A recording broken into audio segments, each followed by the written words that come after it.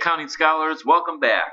We're going to do a little review here before we conclude this particular chapter, and specifically, I'd like to go back to to our discussion about revenue budgets, and specifically the accounts receivable schedule. There are certain steps that need to be taken to put together an accounts receivable schedule, and I want to make sure that you understand each of those steps. So the steps are to some extent very similar to a cash flow, in terms of you would start out with a beginning balance, and make sure you get each of these steps in your notes. Just like a beginning cash balance. You would add the sales as the next step that you've actually generated or projected to generate. You would then subtract the cash you would receive. That's the next step in the development of an accounts receivable schedule. You would then also subtract the sales discounts, and then there's one last thing that you would subtract in terms of the steps, which would be uncollectible accounts. Basically bad debts, deadbeats that you might sell your products to. And so after you take those steps, you have a ending balance, which would represent the completion of your receivable schedule. So again, you start with a beginning balance, you add the sales you make, you subtract the actual cash you received, you subtract any discounts that you have given, and you subtract your uncollectible accounts. And that basically gives you your ending balance of accounts receivable that are owed you during that particular period. Okay, let's talk about the marketing and distribution piece of it.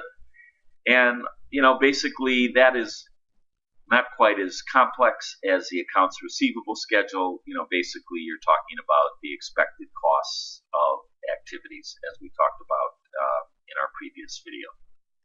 All right, let's move around to the conversion process. The conversion process is, again, the process where you make stuff, right? It's usually associated with the production function, and therefore you need to make a production budget. So in doing this particular budget planning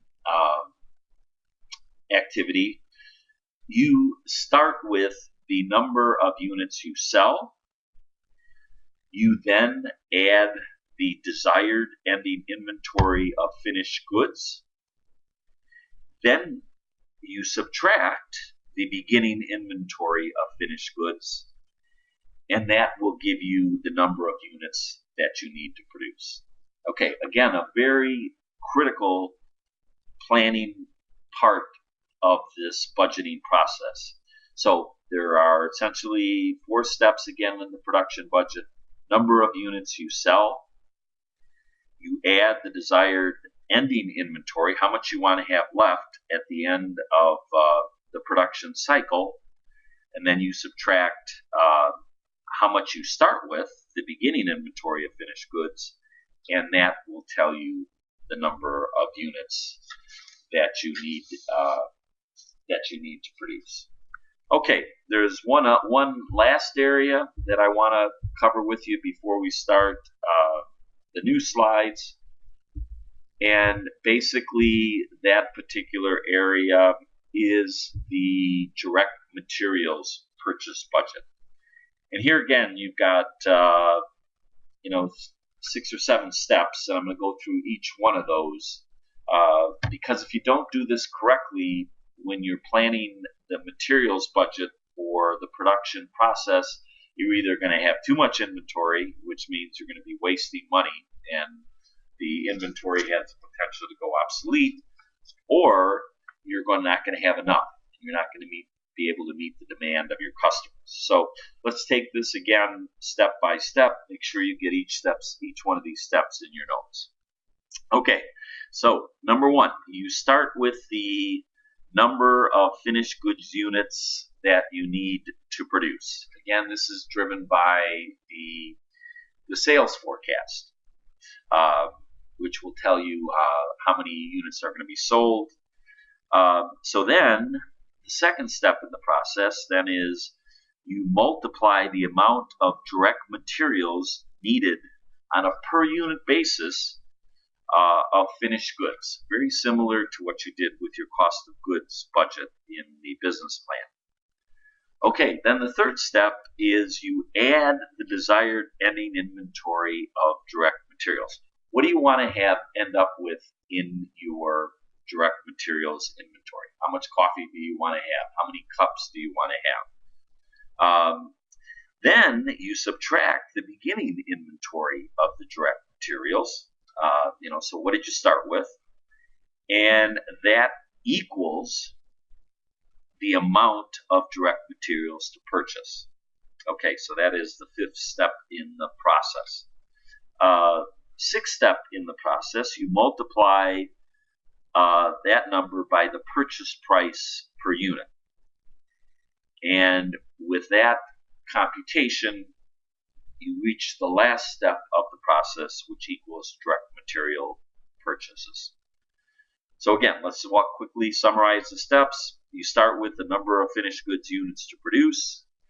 You then, step 2, multiply by the amount of direct materials needed per unit of finished goods. Step 3, you add the desired ending inventory of direct materials. Step 4, you subtract the beginning inventory of direct materials that you started with. That will then equal step 6, which equals the amount of direct materials to purchase. Step 7, which is the multiplying of the purchase per unit price. And then the last step, which is equal the direct material purchases. I might have screwed up the number of steps, but I think you understand each of the steps are involved. So please make sure that you have all the steps involved. Okay, let's now move on to the cash disbursement schedule and the accounts payable schedule that you are going to be using. In terms of the cash disbursements schedule, that essentially is the expected amount of cash payments for direct materials, direct labor, and manufacturing and overhead, and selling and administrative costs. This is very similar to the cash flow that you did for your business plan, except that it's specifically related to the cash associated with direct materials, direct labor, and manufacturing overhead, and the selling and administrative functions. You'll start with a beginning cash. You'll go through each of the steps associated with money coming in and that money going out, and your ending cash for materials, labor, and overhead and selling. Okay, the accounts payable schedule, on the other hand, are monies that you need to pay people for stuff that you have received. Companies will extend credit terms to you, meaning they'll sell you stuff and you won't have to pay for it for 45 days. This is very similar to what you went through in terms of determining your cash flow for items that you purchased, for instance, in month 1 of your coffee business, which you didn't have to pay until month 2 because you had 45-day terms. So in the accounts payable schedule, you identify the expected amounts of purchase of goods and services. You then also relate that to the amount that is still owed by the company. Okay, so we've covered our expenditures, we've covered our cash disbursements and accounts payable. So now you have what is called a master budget. What exactly is the master budget? Well, it contains all the major components of the various budgets that support the revenue process, the conversion process, again, which is the budget supporting your production, and the expenditure process, which is basically the monies you need to pay to make the revenue process and the conversion process happen. That also includes what would be called the capital resource processes budget. And capital resources are essentially, it's a specific budget, kind of a sub-segment of the expenditure budget where you're buying really big things that you're going to use over multiple years, as opposed to things that you're typically going to use in a year or less. This could be another production facility where you're building another factory. That would be considered capital because you would intend to use that factory over a long period of time, or a large manufacturing machine that you're going to use in your manufacturing plant, which would be used over multiple periods of time. And last but not least, your pro forma financial statements. And by pro forma, meaning the word pro forma means essentially your planning documents, what you expect to happen. And so you literally would create an income statement very similar to what you did in the business plan. You would create a balance sheet. You would create a cash flow, and you would create a statement of owner's equity. So these basically would be roll-ups of all your various budgets from your revenue, conversion, expenditure, and capital resource process budgets. All right, guys, you are now experts on the budgeting cycle.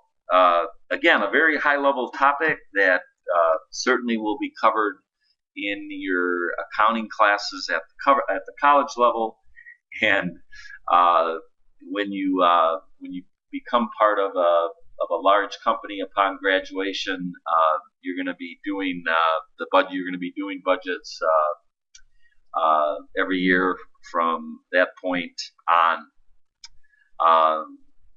until you end your career. So, great job, guys. We'll be probably concluding with one more class related to this particular section, and then we'll go for the chapter test. So please make sure you've got great notes on this particular section.